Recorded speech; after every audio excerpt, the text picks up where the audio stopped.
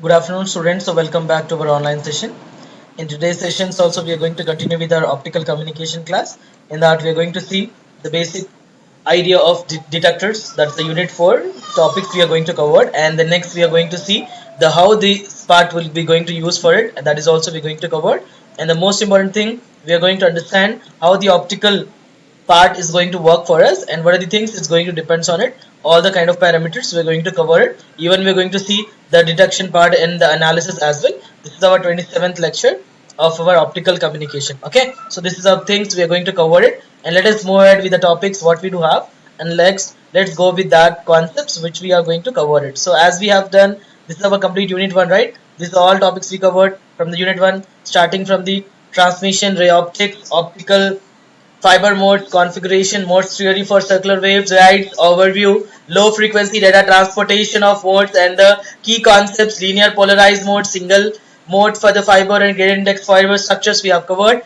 In the unit 2, we have discussed about the attenuation part of it. So these two are there were there with the unit, that's the first internal. Now in the second internal, we are going to discuss from the unit 3rd. In unit 3rd, what we have done, we have seen the powers and threshold condition and quantum efficiency and the rate of convergence like laser diodes, temperature, all the kind of things, introduction to laser and amplifier, power launching and coupling, lensing schemes, fiber to fiber joints, fiber slicing. Thus we have done. And the 4th unit, we are going to discuss about this photo detectors, receivers, avalanche, multiplication, noise, comparison of photo detections, fundamentals, receiver operation, pre-amplifier, error source. So these are the things we are going to see in our unit 4. Again, unit 5, we are going to see the budget of it that we are going to start in tomorrow's session. Today's session, we are going to see photo detectors, fundamental receivers, operation, and everything that we are going to see as well. And we are going to work on it and how we are going to just understand that. That is about the part of our unit 4. Clear? So then we go ahead with the 5th unit, that is about the point to point system consideration, link budget, and everything. That is also the part of our unit 5. That before that, let me go ahead with the topics what we are going to see. So in that, the things which we need to cover is these are topics, starting from the previous one what we have done. In the previous classes we have discussed about the pin energy diagrams, pin photo detectors advantages, photo detectors types, what is a laser to fiber couple efficiency and everything. These are the previous concept, right students? Next, in today's sessions also we are going to discuss about the details of it, how effectively it's going to work on that, and what are the parameters we are going to depend on it. And the main concept is about this topic, photo detectors. And photo detectors characteristics and requirements we covered in the previous class, photo detectors types as well, photo detectors advantages, pin detectors of it, and energy diagram. So the energy band diagram is the one. From there we are going to start our today topic discussion, and we are going to go ahead with that functionality of the photo detectors. Basically what the photo detector is all about and how it's going to work for it, and what are the parameters going to depend on it, all the things we are going to consider, and we're going to proceed with that answers as well. So that's the analysis part we are going to see, and the functionality of it. So these are the topic that we are there with the unit 4. Then our unit 4 is going to be completed. Clear? So just is the topic. Welcome back to our online session, students. In today's sessions also we are going to continue the same concept of pin photo detector. So it is going to generate by using what a photo detectors, that is in reverse bias, that is going to collect the carrier and a result proportional to the current through the load. We already have seen the diagram of it, right? So what is how the photo detectors is going to be used? This is the way we can going to use it, and we'll be having a load over here, and we'll have a bias voltage at the S particular end, and then is a P type and N type. Clear? So this also we discussed in the previous class, and we said that the reverse bias collect the photo carrier and results a proportional current through the load resistors called photocurrent, an I region larger than the P and N regions to ensure generation of photo carrier in I region only. That is also we covered in the previous class. Now let us see how the energy band diagram is going to be used for detectors. So basically the band gap, e.g. for P type and the valence band. We know the three types of bands, right? First is valence band, conduction band, and between that we do have energy gap, right? So here we have taken these three kind of things. So we already know that for any kind of conduction or any kind of valence band, the basic thing what we need to understand is how it is going to work. That should be the main criteria, right? So here we do have a band gap energy. If you had P type material and N type material, if you see the depletion region, if you had photo generated electrons is there and photo generated hole is there on one end, if you want to see the gap of it, so photon is equals to h mu is greater than or equals to Eg. Eg is nothing but the gap, energy gap between these two type of it. What is I? As I said, it's I region, right? I energy gap region. Here we'll be having photo generated holes will be there for this particular part. And what is a photodetector? How it is going to work? So as we can see, a carrier flows and some electron hole pair will recombine after traversing distance Le and LH for carrier lifetime. So for E and TH, there will be respectively then Ln is given by the formula dn tau of n whole power 1 by 2. That is nothing but root of it. For electrons, for holes, what we can write, Lp is equals to dp tau p whole power 1 by 2. What is this dn? Dn is for the electron and dp is for the hole diffusion coefficient. These are the coefficients we do have, students. If you want to find the probability formula, p of x is equals to p naught 1 minus e power minus alpha s in alpha s of lambda of x. That's see what is alpha s of lambda. It is a absorption coefficient at a wavelength lambda. Clear? So what is alpha of s is nothing but absorption coefficient at a wavelength lambda. If you want to find the power of it, initial value, what we can write, p naught is incident optical power level and p of x is the optical power absorbed at the distance x. That's we can consider. So let's see how the light absorption coefficient is going to work. Basically, what is the light is all about? From the photons we're going to get the light, right? So here we have taken a wavelength with respect to the light absorption coefficient in terms of centimeter per centimeter, right? So if you see these three type of materials, silicon, germanium and gallium arsenic, we can able to see and we can able to find the graph in this way. So what we observe? As we see silicon, the light absorption coefficient start from 5 into 10 power 5. Clear? It's taken, what is the silicon value? We know cut-in voltage of it. We know that, right? It's take exactly 1.2. Similarly, germanium, it is 1.6 cut-in voltage. Similarly, if you take light penetration depth, how much is the penetration power depth is there? That is in micrometer, 10 power minus 6. If you want to see, it will be in this format. Clear? This is the graph you should have to know, light absorption coefficient, how we are going to get that. Next thing, pin photodetectors. How we going to get the pin photodetectors? That is also, we are going to see the deductions and the analysis also by using this same absorption coefficient. So basically, what is absorption coefficient? That depends upon the wavelength. A photodiode can be used for a particular wavelength in region only. Lower wavelength, very high absorption coefficient, we can able to get that. And the next thing, what we can say, if the lower wavelength is there, we can have very high absorption coefficients. So vice versa for other end. Clear? If wavelength is higher, then less absorption coefficient you will get. Most photons, what if the photons is there? What is the use of photons? It absorbs the surface to give EH pair. At the surface, carrier loosely bonded and recombinations much faster can be going to happen. And photocurrent is very low and high wavelength absorption too also very low. And low photocurrent is also there. The upper wavelength cutoff depends on minimum band gap energy. What is the minimum band gap energy? Lambda c is equals to, in terms of micrometer, hc by Eg. What is hc value? Constant value, students. Hc is 1.24. Eg is nothing but in terms of electron volts.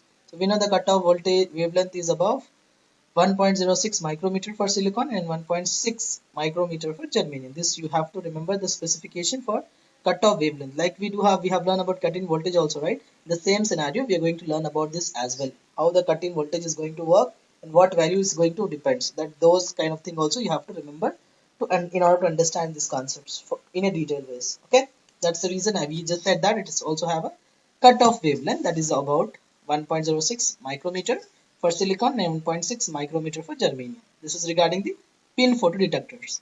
Clear? Next, photocurrents. Basically, how to find photocurrents? So it depends upon the depletion region. As we have seen in the graph, depletion region has a width W, right? If you want to find power absorbed at the distance, W is given by P of W is equals to P naught into 1 minus e power minus alpha s into W. What is this? W is all about, it's about depletion region, how much the depletion region is there in that graph. So which graph we are talking about? We are talking about this graph. See, this is what? This is our complete graph. Here we do have Eg, right? Gap of it. If you had P type one side, N type, this is I region. There is a photo generated holes will be there. Here photo generated electron is there. This is our depletion region. If it is having some W, width is a W, suppose for example, we are assuming, and we are able to find that power as well. Clear? That power we are talking about here. So Pw is equals to P naught 1 minus e power alpha s of W width. If you want to find entrance phase resistivity, reflectivity here we are talking about, because we want to get the reflection for the electrons. Whatever we are getting the photons, it's going to reflect it. How are we going to get that? Is RF, that is given by IP is equals to Q by H mu P naught into 1 minus T power alpha S of W into 1 minus RF. What is P naught? Incident power we do have. H mu, photon energy. We know no? Einstein energy. Q is nothing but a charge on the electrons. We can able to find out by using this particular relation. If you want to find that one, we can able to proceed this one as well. Then next will be the quantum efficiency. The next concept is about the quantum efficiency, students. So how to obtain the quantum efficiency? Eta is equals to number of electrons whole pair generated by number of incident photons. So if you divide both the things, if you take both the thing into consideration, if you want to find that one, we can able to get that. How do we obtain it? The basic thing is about it. What can be the reason for that obtaining? In the sense, it is nothing but they are the one who can help you with the incident part. Means it's completely depends upon how many number of electron hole pair we are passing with respect to the number of incident photons. If you divide both the things, we can able to find the quantum efficiency. So eta is equals to number of electron hole pair generated is what? IP by Q divided by P naught by H mu, right? What is this H mu? Is nothing but the photon, number of photons. How do you obtain number of photons? Energy, P is equals to EV, right? So E is nothing but Einstein energy, H mu, right? P naught by H mu. The number of electron hole pair generated per incident photons is obtained by using the same relation, and the practically eta varies from 30 to 95 degree. Sorry, 95. So 30% to 95%, the efficiency would be varied. Depend on the thickness of the depletion layer and the wavelength, it is going to work. The thickness is too small, less electron hole pair, but have to travel less. If the thickness is very small, then the number of electrons needs to travel very less. So because of that reason, it can also vary with respect to that particular angle. If the thickness is too large, suppose if you had thickness is very high, then more electron hole pairs, but have to travel more and recombination chances are more. So it can also be going to recombine, that chances is going to increase. Less response speed in both the cases is going to happen, and the compromise to be struck means that they can going to be struck if the response is not in that speeder one. That's the reason we can say that your eta needs to be very high in order to obtain the number of electron hole pair generated by number of incident photons. That must be there in order to obtain the quantum efficiency. So what we have learned in the quantum efficiency, how do you obtain that? Before that, we see, right, this is the formula to find out the entrance phase reflectivity if it is has RF, right? What is the formula for it? IP Q by H mu P naught 1 minus E alpha S of W, that is width, into 1 minus RF, that is nothing but reflectivity if you are considering the RF. What is H mu is the photon energy, P naught is the incident power, Q is the charge on electrons. And by using the same relation, we can able to find out its quantum efficiency. So that's the reason we are taking the quantum efficiency into consideration, and we can able to find out its efficiency value. Clear? So the next part what we need to understand is responsivity. Responsivity. What is the responsivity is all about? If you had R, if you want to find R value, it will be IP by P naught. How do we get IP by P naught value? Eta Q by H mu, right? So what is eta? We are taking from the same formula by using this relation, right? So what we said, it is from the eta, right? Eta is nothing but IP, shift this Q to denominator. So IP H mu will come up side, IP H mu by P naught Q. That is your eta. If you want to find in terms of your responsivity, how do you get the response? R is equals to IP by P naught. So what is this power we are considering? This is the incident power. IP is nothing but the current what we are passing. So eta Q by H mu. The photon current that can be going to generate. How it is going to generate it? It's going to generate it by using the same relation, right? It's going to take its photon current generated per unit of optical power. So typically, what is optical power for silicon? How much is there? 0.65 microampere per microwatt. That is for silicon at what value of distance? 900 nanometer. At that particular value, it is going to be work on this particular range. Similarly, if you had the next part like 0.45 microampere per microwatt for germanium at 1.3 micrometer distance. Similarly, for gallium, aluminum, arsenic at 1.3 micrometer, the power is 0.6 microampere per microwatt. Clear? These are the responsivity values which we are obtaining in order to obtain the response of that particular different material, because we are not considering the same material. Once the materials are keep on changing, based on the material it's going to response. So these are the typical values that going to happen for finding the responsivity. Clear? The next is about avalanche photodiode. How the avalanche photodiode is going to obtain? What are the parameters that avalanche is going to depends on it? So the basic criteria to find out this would be this avalanche, the kind of circuitry. In this, what are the regions we do to has? P plus region and N plus region, and P and ith region, I of pi. How do we get that? We are connecting with the external source. By connecting into the external source, what we are able to find? We are able to find its width of m, and we do have an depletion region. So how do we obtain the depletion region? By considering its electric field on y-axis and there whatever the supply voltage we're giving on x-axis. So if you see the region, this particular region of that n plus region and p region, in between that, if you want to find this, is considered to be the avalanche region. In this is the minimum field that is required for impact ionization. To get the impact ionization, this is the minimum energy that needs to be there in order to obtain their impactness. That's also be the one of the factor that we are going to see by using the avalanche photodiode. Clear? Next thing, what are the working on it? What are the things that the avalanche is going to depend? So the first part what we need to see is regarding APD. So what is APD? Is nothing but APD is used for multiplying primary photocurrent before giving out as an output. First, it should have photocurrent that should be passed to the surface in order to obtain its output, right? So the next thing, it should also increase sensitivity as the multiplication is done. When you want to see the sensitivity part of it, when it is having some sort of multiplication, that could be done before noise is going to produce the amplifications. Means whatever the noise is there, if it is there before that, if you want to see that how it is going to work on it, so that's how the sensitivity come into picture, where we need to have the amplification parameter. Clear? Next thing, N plus and P plus are thin, heavily doped N and P regions. So P is normally doped and I is nearly intrinsic. Means there is no external doping is required. It's a pure semiconductor. Clear? Next thing, what are the point we need to keep in our mind now to get the avalanche photodiode? APD. What is APD? Is avalanche photodiode. Clear? So reverse bias will result in equal number of uncovered atoms on two sides of junctions. If it is see the one side as well as the other side, if you want to see the junction, how many number of electrons is going to recombine, that depends upon their reverse biasness. Next thing, the depletion will reach deeper into P and I region till it reaches out through the P plus region. If you see in this diagram, how much is going to be obtained? Till it reaches out to the upper region, that is nothing but the P plus region.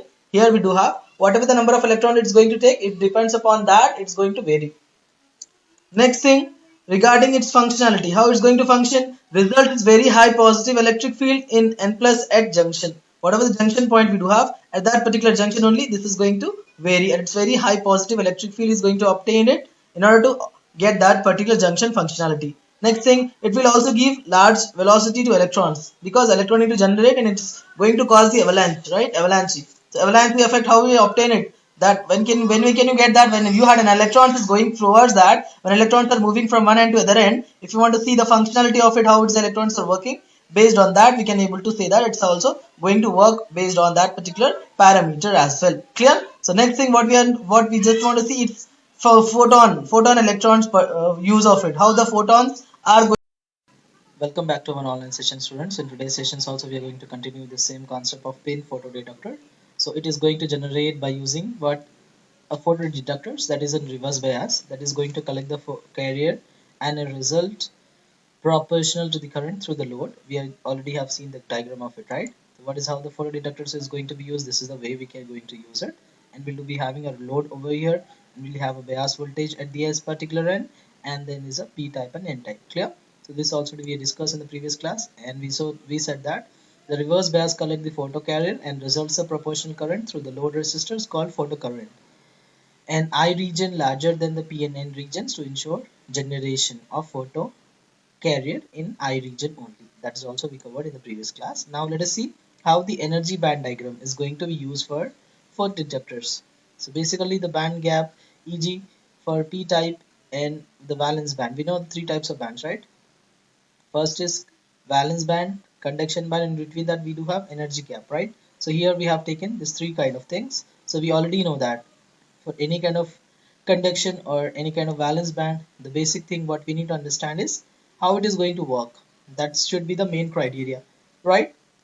So here we do have a band gap energy. If you had P type material and N type material, if you see the depletion region, if you had photo generated electrons is there and photo generated hole is there on one end, if you want to see the gap of it, so photon is equals to H mu is greater than or equals to Eg is nothing but the gap, energy gap between these two type of it. What is I? As I said, it's I region, right? I energy gap region. Here we'll be having photo generated holes will be there for this particular part.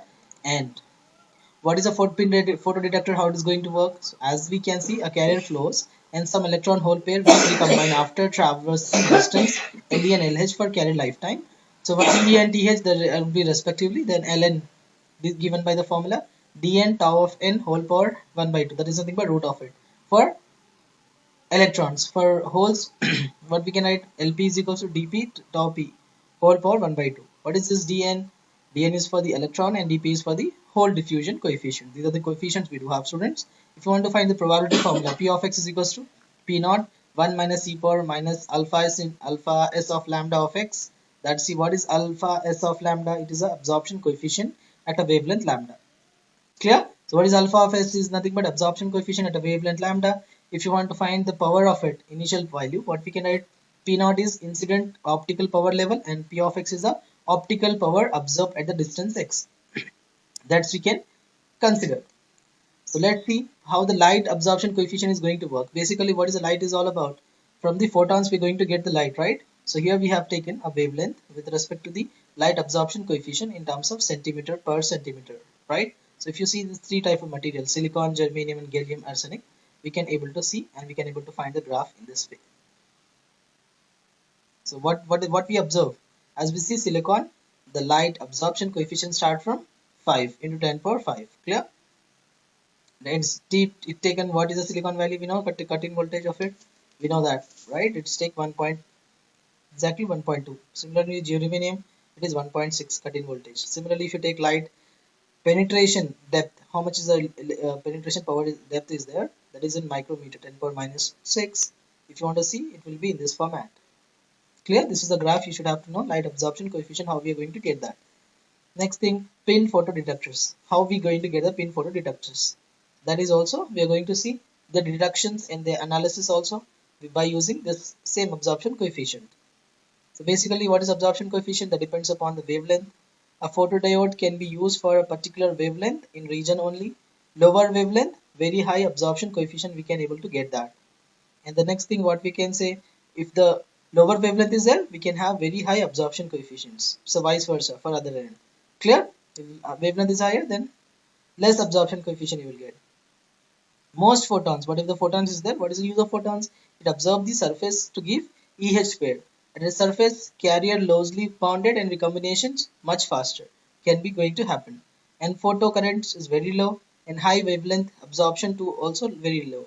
And low photocurrent is also there. The upper wavelength cutoff depends on minimum band gap energy. What is the minimum band gap energy? Lambda c is equals to, in terms of micrometer, hc by Eg. What is hc value? Constant value, students. S is 1.24, Eg is nothing but in terms of electron volts. So we know the cutoff voltage wavelength is above 1.06 micrometer for silicon and 1.6 micrometer for germanium. This you have to remember the specification for cutoff wavelength. Like we have learned about cut-in voltage also, right? The same scenario we are going to learn about this as well. How the cut-in voltage is going to work and what value is going to depends. That those kind of thing also you have to remember in order to understand these concepts in a detailed ways. Okay, that's the reason we just said that it is also have a cutoff wavelength that is about 1.06 micrometer for silicon and 1.6 micrometer for germanium. This is regarding the pin photodetectors. Clear? Next, photocurrents. Basically, how to find photocurrents? So it depends upon the depletion region. As we have seen in the graph, depletion region has a width W, right? If you want to find power absorbed at the distance, W is given by P of W is equals to P naught into 1 minus e power minus alpha s into W. What is this? W is all about, it's about depletion region, how much the depletion region is there in that graph. So which graph we are talking about? We are talking about this graph. See, this is what? This is our complete graph. Here we do have Eg, right? Gap of it. If you had P type one side, N type, this is I region. There is a photo generated holes will be there. Here photo generated electron is there. This is our depletion region. If it is having some W, width is a W, suppose for example, we are assuming, and we are able to find that power as well. Clear? That power we are talking about here. So Pw is equals to P naught 1 minus e power alpha s of W width. If you want to find entrance phase resistivity, reflectivity, here we are talking about because we want to get the reflection for the electrons. Whatever we are getting the photons, it's going to reflect it. How are we going to get that? Is RF, that is given by IP is equals to Q by H mu P naught into 1 minus T power alpha S of W into 1 minus RF. What is P naught? Incident power we do have. H mu, photon energy. We know Einstein energy. Q is nothing but a charge on the electrons. We can able to find out by using this particular relation. If you want to find that one, we can able to proceed this one as well. Then next will be the quantum efficiency. The next concept is about the quantum efficiency, students. So how to obtain the quantum efficiency? Eta is equals to number of electrons whole pair generated by number of incident photons. So if you divide both the things, if you take both the thing into consideration, if you want to find that one, we can able to get that. How do we obtain it? The basic thing is about it. What can be the reason for that obtaining? In the sense, it is nothing but they are the one who can help you with the incident part. Means it's completely depends upon how many number of electron hole pair we are passing with respect to the number of incident photons. If you divide both the things, we can able to find the quantum efficiency. So eta is equals to number of electron hole pair generated is what? IP by Q divided by P naught by H mu, right? What is this H mu? Is nothing but the photon, number of photons. How do you obtain number of photons? Energy, P is equals to EV, right? So E is nothing but Einstein energy, H mu, right? P naught by H mu. The number of electron hole pair generated per incident photons is obtained by using the same relation, and the practically eta varies from 30 to 95 degree. Sorry, 95. So 30% to 95%, the efficiency would be varied. Depend on the thickness of the depletion layer and the wavelength, it is going to work. The thickness is too small, less electron hole pair, but have to travel less. If the thickness is very small, then the number of electrons needs to travel very less. So because of that reason, it can also vary with respect to that particular angle. If the thickness is too large, suppose if you had thickness is very high, then more electron hole pairs, but have to travel more and recombination chances are more. So it can also be going to recombine, that chances is going to increase. Less response speed in both the cases is going to happen, and the compromise to be struck means that they can going to be struck if the response is not in that speeder one. That's the reason we can say that your eta needs to be very high in order to obtain the number of electron hole pair generated by number of incident photons. That must be there in order to obtain the quantum efficiency. So what we have learned in the quantum efficiency, how do you obtain that? Before that, we see, right, this is the formula to find out the entrance phase reflectivity if it is has RF, right? What is the formula for it? IP Q by H mu P naught 1 minus E alpha S of W, that is width, into 1 minus RF, that is nothing but reflectivity if you are considering the RF. What is H mu is a photon energy, P naught is incident power, Q is the charge on electrons. By using the same relation, we can able to find out its quantum efficiency. So that's the reason we are taking the quantum efficiency into consideration, and we can able to find out its efficiency value.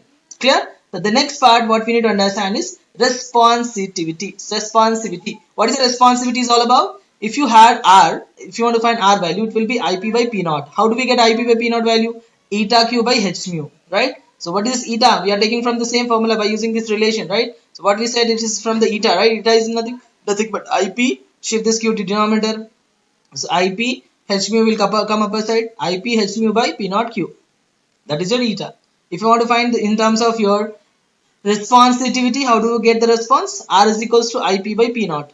So what is this power? We are considering this is the incident power. IP is nothing but the current what we are passing. So eta Q by H mu. The photon current that can be going to generate. How it is going to generate it? It's going to generate it by using the same relation, right? It's going to take its photon current generated per unit of optical power. So typically, what is optical power for silicon? How much is there? 0.65 microampere per microwatt.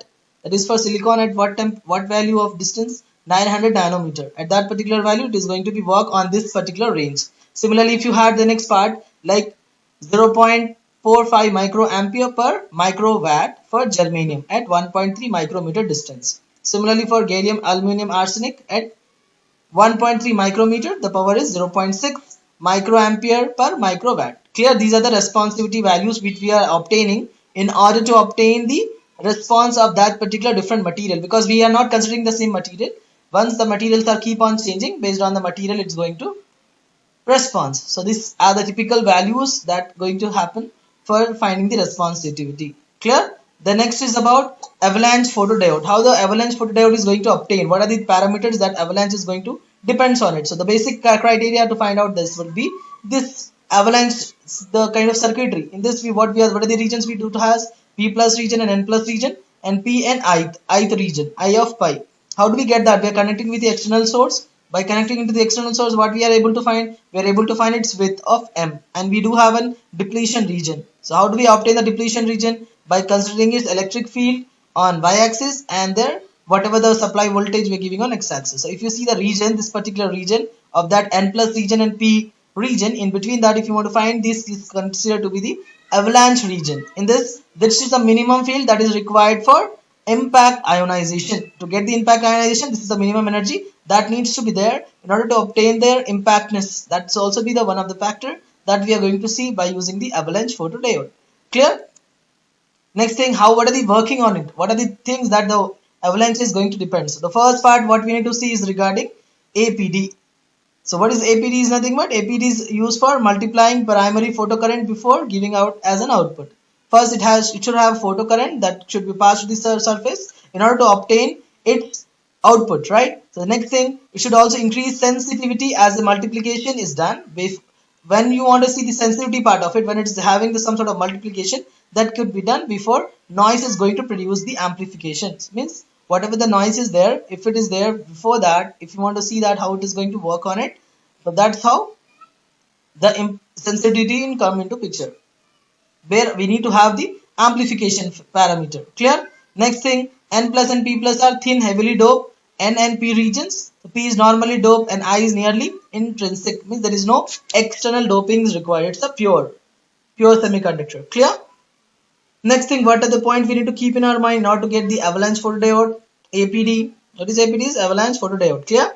So reverse bias will result in equal number of uncovered atoms on two sides of junctions. If it is see the one side as well as the other side, if you want to see the junction, how many number of electrons is going to recombine, that depends upon their reverse biasness. Next thing, the depletion will reach deeper into P and I region till it reaches out through the P plus region. If you see in this diagram, how much is going to be obtained? Till it reaches out to the upper region, that is nothing but the P plus region. Here we do have whatever the number of electron it's going to take, it depends upon that, it's going to vary.